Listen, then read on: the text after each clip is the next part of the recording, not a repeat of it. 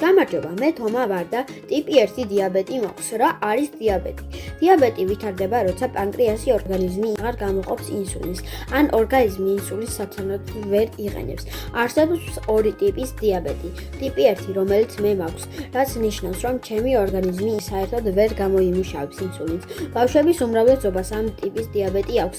ტიპი 2 დიაბეტი კი ვითარდება, როცა ორგანიზმი ინსულინს გამოიმუშავებს, მაგრამ უჯრედები მას სათანადოდ ვერ მოიხმარს. ინსულინი ძალიან მნიშვნელოვანია, როცა საკვებს იღებთ. ინსულინი ეხმარება ორგანიზმს, რომ შაქრის დონემ არ აიწევს და ენერგიად გარდაიქმნას. მე ტიპი 1 დიაბეტი მაქვს. ინსულინის ინექციას ყოველდღე ვიკეთებ. მინდა აგიხსნათ, როგორ გამოიყურება ჩემი ერთი ჩვეულებრივი დღე. საუზმე. დილამშვიდობის, როგორ გეძინა?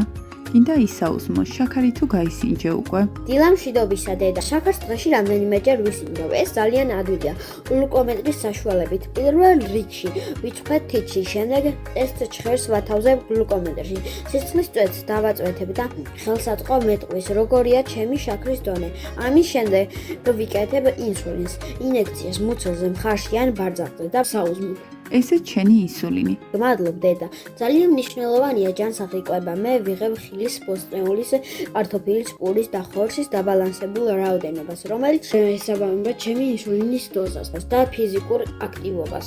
ეს იმას არ ნიშნავს, რომ წახემსება არ შემიძლია. ხანდახან შოკოლადსაც ან კამფეტსაც ვჭამ, მაგრამ ეს არაფერს აშავებს. მე დავდივარ სკოლაში, ისევე როგორც ჩემი ყველა თანატოლი. ჩემმა მასწავლებელმა და კლასელმა იციან, რომ დიაბეტი მაქვს და იციან საჭიროების შემთხვევაში როგორ დამეხმარან. მასწავლებელი ყოველთვის მახსენებს, როდის უნდა გავიზომო შაქარი და არ დამავიწყდეს ინსულინის გაკეთება. მე შემიძლია იმდენი წყალი დავლიო, რამდენიც მინდა, იმიტომ რომ ყოველთვის მაქვს საპირბარაშოსთან წვდომა. ოჰო, უკვე ლანჩის დროც მოსულა. ლანჩის წინ ყოველთვის ვისინჯავ შაქარს, მხოლოდ ამის შემდეგ შემიძლია ვჭამო და ვითამაშო.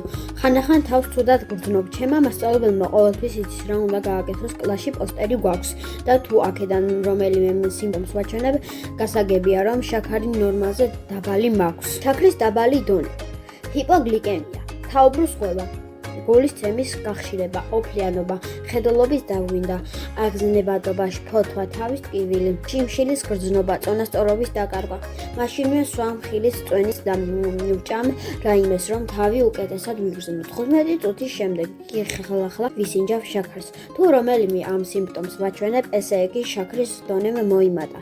შაქრის მაღალი დონე, ჰიპერგლიკემია, ხშირი შარტვა, აგზნებადობა, მუცლის ტკივილი, გაძლიერებული წყურვილი. უნდა მივიღო დიდი რაოდენობით სითხე და შაქრის დონე. ხელახლა გავისინჯავ 2 საათის შემდეგ, თუ შაქარი ისევ მაღალი მაქვს. ურეკავენ ჩემს მშობლებს. სიმპტომების ცოდნა ძალიან მნიშვნელოვანია, რადგან ეს მეხმარება სწორედ მოვიქცე, სწორი გადაწყვეტილებები მივიღო, რომ თავი კვლავ კარგად ვიგრძნო. ვარჯიშის დროა. დიაბეტის დიაგნოზი არ ნიშნავს, რომ სპორტით არ შეგიძლიათ დაკავდეთ. აუცილებელია ვარჯიშობდეს შაქრის დონე შეიმოწმოთ. მოდი შემოგვიერთდი.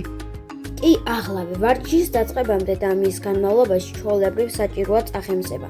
სახლში დაბრუნების შემდეგ. დედა, როგორ ხარ? მოხვედი? როგორი დღე გქონდა? ხიერი ვარ. აჰა, ვაშლი. საშინაო დავალებების მომზადების დრო. შემდეგ კი შემიძლია სკეიტბორდით ვისრიალო. ბაღშმის დროც მოვიდა. ბაღშმამდე ისევ ვისინჯავ შაქარს და ვიკეთებ ინსულინს. ბაღშმის შემდეგ დედა ნებას მაძლევს და დაძინებამდე ტელევიზორს ვუყურო. მერე ისევ ვიზომავ შაქარს და ვსვამ 1 ჭიქარ ძეს, რომ ღამით შაქარი არ დამივარდეს. ვიძინებ, აი ეს არის ჩემი ერთი ჩვეულებრივი დღე. დავდივარ სკოლაში, ვთამაშობ თანატოლებთან ერთად და ისევ ვიქცევი, როგორც სხვა ბავშვები. იმისთვის, რომ კარგად ვიყო, უნდა ვიკвебო და შევასრულო ექიმის ყველა რჩევა. თუ უფრო მეტი ინფორმაცია გჭირდება დიაბეტის შესახებ, შემიძლია მოვიდიო kids.idf.org საიტზე.